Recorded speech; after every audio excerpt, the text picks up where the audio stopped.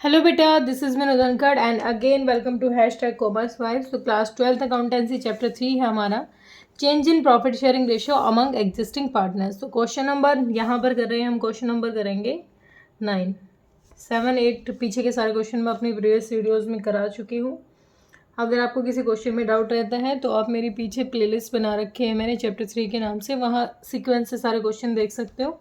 और complete chapter 2 भी हम कर चुके हैं वहाँ पर, उसकी भी कोई वीडियो अगर आपको किसी क्वेश्चन में डाउट रहता है तो वहाँ से आप कर सकते हो क्लियर। ठीक है, क्वेश्चन 9 हमें क्या कह रहा है ये देख लेते हैं। और ये एवरेज प्रॉफिट के अकॉर्डिंग हमारा लास्ट क्वेश्चन है, एवरेज प्रॉफिट मेथड। इसके बाद हमारा जो रहेगा वो सुपर प्रॉफिट मेथड के अकॉर्डिंग क्वेश्चन करेंगे।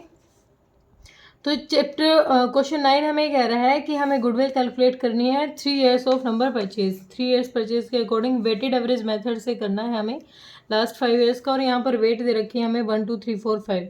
वेट आपको पता है ना कि जो हाईएस्ट होती है वो लास्ट नंबर के लिए होती है और जो स्मॉलेस्ट होती है वो फर्स्ट नंबर के लिए होती है, फर्स्ट ईयर्स के जो पहले साल का प्रॉफिट है उसके लिए। ठीक है, अब क्वेश्चन है हमें अलग अलग प्रॉफिट दे रखा है। 2015, 16, 17, 18, 19 का प्रॉफिट है, 80 सब अलग अलग दे रखा है। उसके बाद देखो ये तो नॉर्मल प्रॉफिट है।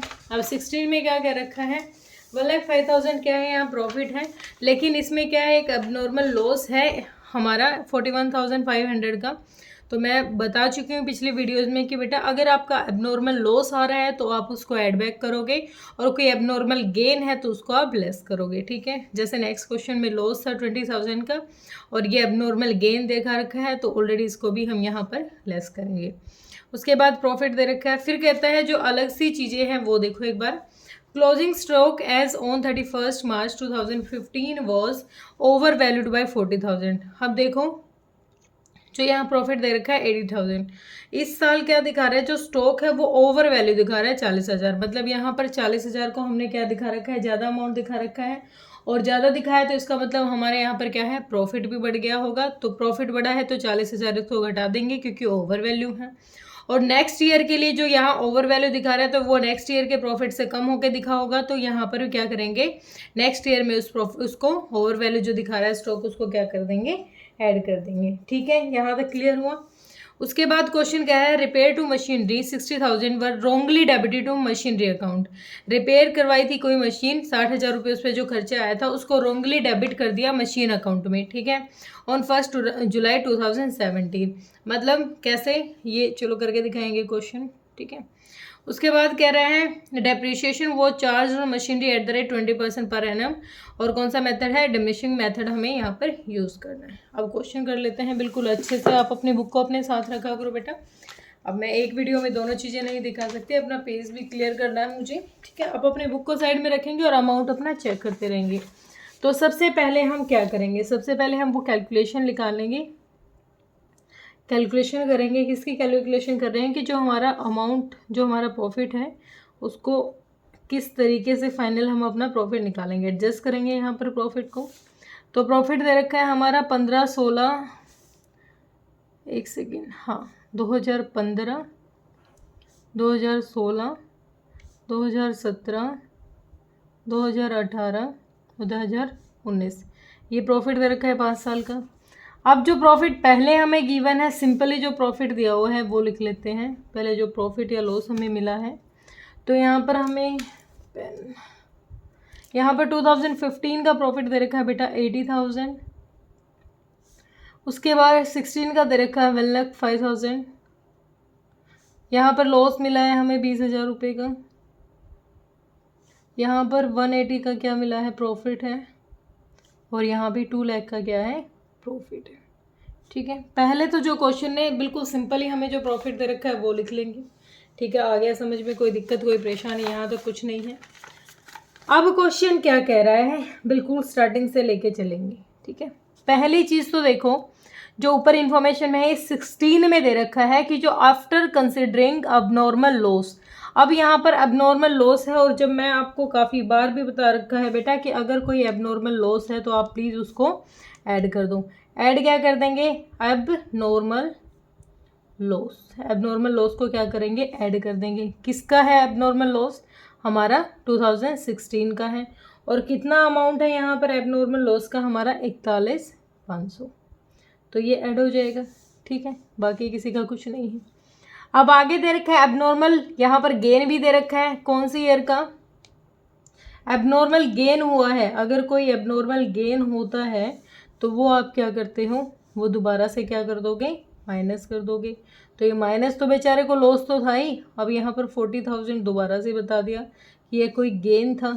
ठीक है, उसके बाद क्वेश्चन ने कहा है बेटा, हाँ यहाँ तक क्लियर है। अब क्लोजिंग स्टॉक की बात बता रहे हैं 2015, 31 मार्च 2015। हमें पता है कि जो हमारा फाइनेंशियल ईयर होता है 1 अप्रैल टू 31 मार्च होता है।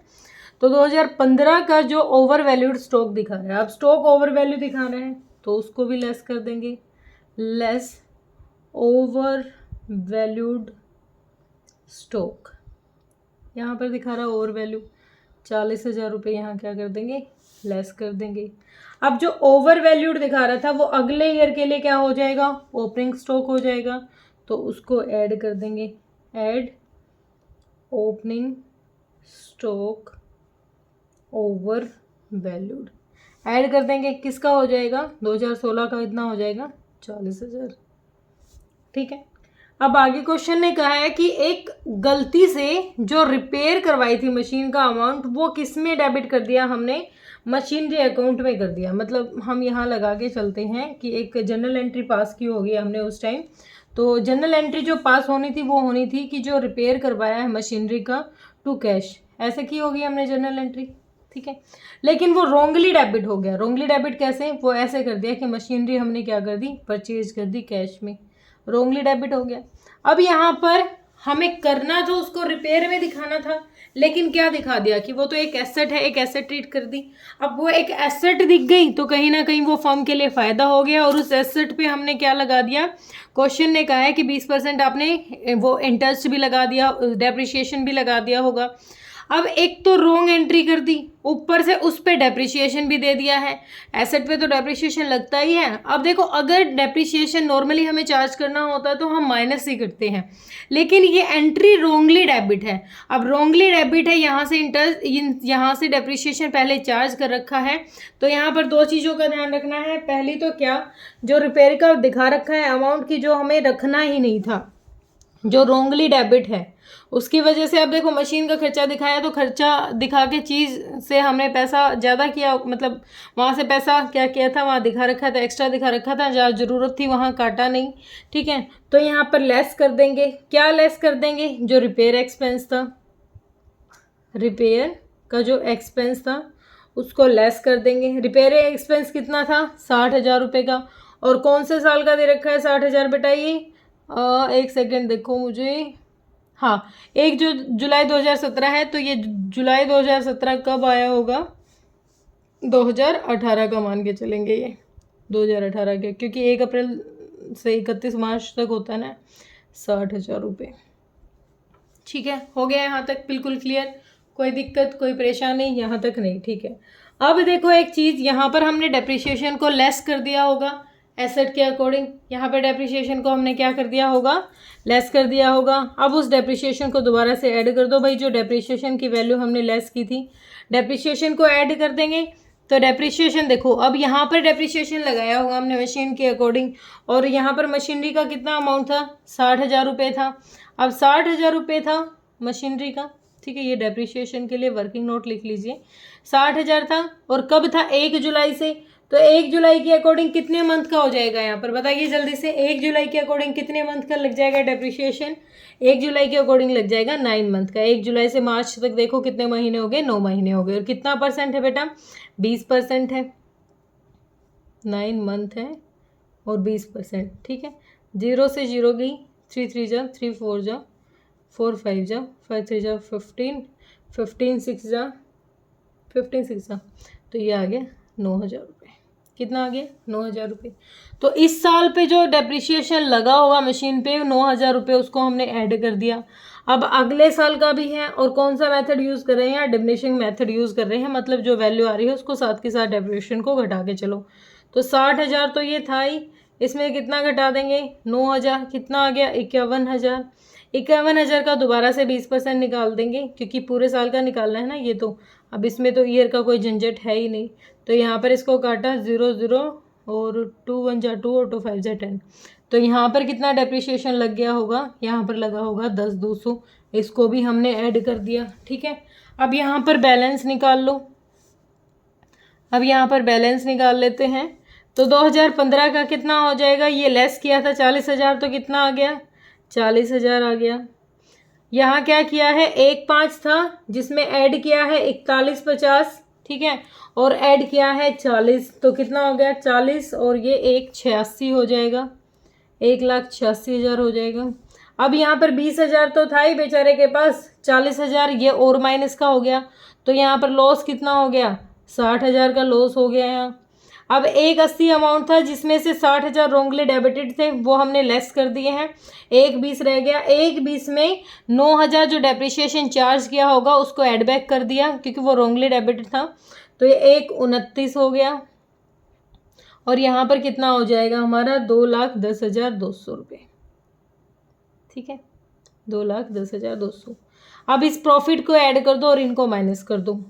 अब हम निकाल लेते हैं कि जो हमारे 40,000 प्लस 1,80,000, नहीं ऐसे नहीं करेंगे भैया, ऐसे नहीं, वेटेज वाला दे रखा ना हमें।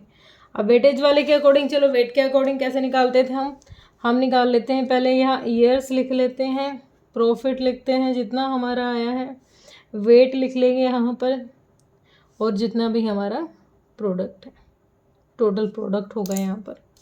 तो ईयर्स कौन कौन से दे रखे हैं बेटा, 15, 2016, 2017, 2018 और 2019। प्रॉफिट हमने निकाल लिया यहाँ पर 40,000, 1,86,000। ये लॉस है भाई, 60,000 लॉस को भी ट्रीट किया जाएगा, 1,29, और ये हो जाएगा हमारा 2,10,200, ठीक है। वेटेज दे रखी थी 1 2 3 4 5, मल्टीप्लाई कर दो 40,000, 1,86 से मल्टीप्लाई करो, कितना आ जाएगा, 0 0। एक सेकेंड, कुछ गड़बड़ तो नहीं किया थी ना मैंने, नहीं ठीक है,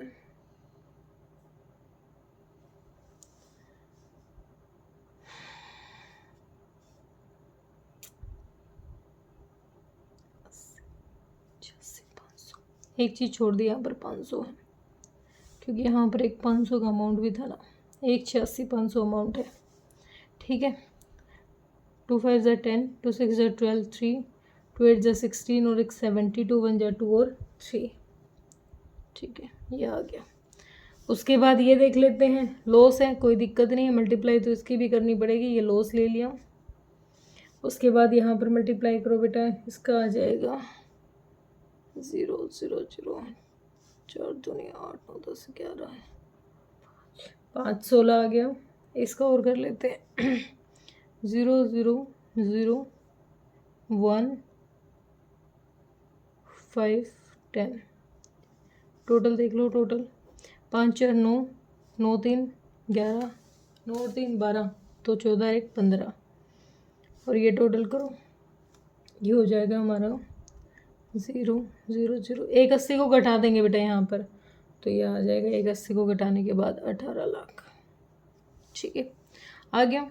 अब यहाँ से सेम वही जो हम अब तक क्वेश्चन में करके आ रहे थे, 18 लाख डिवाइड कितना कर देंगे, 15 से, तो 15 से डिवाइड करोगे तो कितना आ जाएगा, 18 को डिवाइड करोगे तो 15 एकम 15 30, 1,20,000 आ जाएगा।